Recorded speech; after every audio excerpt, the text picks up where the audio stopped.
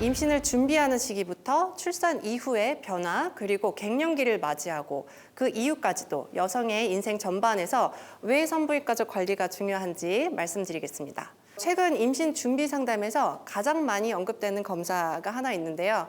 바로 AMH 검사, 흔히 난소 나이 검사라고 불리는 검사입니다. 피검사로 이루어지나요? 어떻게 돼요? 네, 맞습니다. 아주 간단한 피검사로 이루어지는데요. AMH는 난소 속에 남아있는 예비군 난포에서 분비되는 호르몬이에요.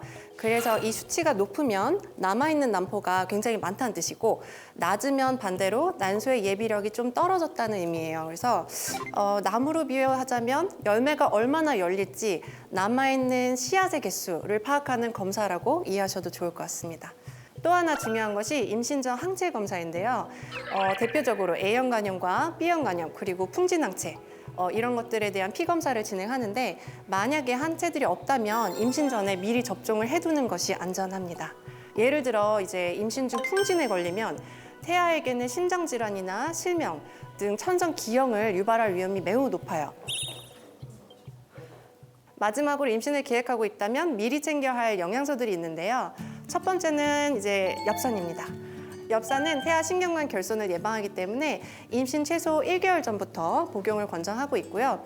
두 번째로 챙겨야 할 영양소는 비타민 D입니다. 비타민 D가 부족하면 배란 리듬이나 호르몬 균형에 영향을 줄 수 있어서 임신 전 기본적으로 중요하게 관리해야 하는 영양소입니다. 이런 준비 과정을 거쳐서 임신이 되었다면 본격적으로 약 10개월간의 몸의 변화에 대장정이 시작됩니다.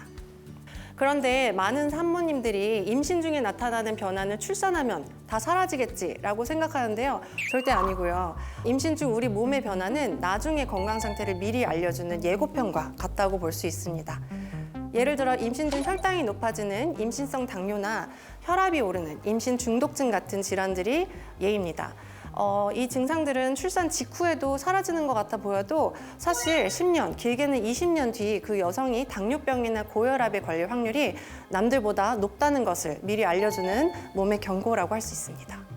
그래서 임신 기간은 단순히 아기를 기다리는 시간이 아니라 나의 평생 건강 체계를 재정비하고 모니터링하는 시기로 보셔야 합니다. 이렇게 폭풍 같은 10개월의 변화를 겪고 드디어 아기를 만났어요. 하지만 진짜 관리는 사실 지금부터입니다. 바로 출산 이후의 삶이겠죠. 출산 후 약 6주를 산육기라고 부르는데요. 이건 몸이 회복되기 위한 최소한의 시간일 뿐이고 완전한 회복을 의미하지는 않습니다.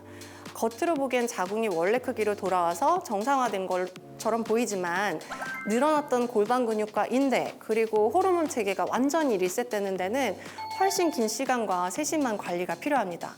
이 골든타임을 놓치면 나중에 요실금과 같은 불편함으로 오랫동안 고생하시게 되는 거죠. 혹시 갱년기 증상이라 하면 대표적으로 어떤 게 좀 떠오르세요? 갑자기 막 사소한 일에 화가 난다? 더웠다, 추웠다를 반복한다? 네, 맞습니다. 이제 대표적인 갱년기 증상들이 이제 체온 조절이 좀 안 되고, 뭐 잠도 안 오고, 기분 변화, 이런 것들이 있는데요. 과거에는 이제 호르몬 치료가 유방암 위험을 높인다는 인식이 이제 대표적으로 있어서 꺼리는 분이 많았는데요. 최근 연구 결과만 해도 폐경 초기에 적절히 시작하는 호르몬 치료는 장기적으로 갱년기 증상 완화나 골밀도 유지, 그리고 질감조 성교통 완화 등 이제 삶의 질 개선 측면에서 이득이 더 크다라는 방향 쪽으로 이제 정리가 되어 가고 있습니다. 정상 유방 조직을 가지고 있는 유방암 병력이 없는 여성이라면 호르몬제를 복용했다고 해서 반드시 유방암 위험이 증가하는 건 아니거든요. 가장 많이 쓰이는 약들 중 하나인 티볼론제제 같은 경우엔 일부 연구에서 유방암 발생이 오히려 낮게 보고된 결과가 있기도 합니다. 방금 말씀하신 듯이 리스크가 많이 줄었긴 하지만 그래도 아직 캔서 리스크가 좀 있다면은 저희가 국가에서 권장하는 검진 시기보다 좀 더 자주 해야 되는 어떤 그런 프로토콜이 있는지 그게 좀 궁금합니다. 티볼론제제 같은 경우는 유방암 확률을 확 높이지 않는 걸로 되어 있지만 그럼에도 불구하고 약물을 이제 복용하는 도중에 유방에 안 보이던 혹이 생겼다든지 악성이 의심되는 뭔가가 나타난다면 즉각적으로 약물을 중단을 해야 합니다. 그래서 이제 저는 1년에 한 번씩 유방암 검진과 함께 자궁 난소 쪽을 보는 골반 초음파, 그리고 자궁 경부암 검사, 이렇게 세 가지는 필수적으로 권유드리고 있습니다.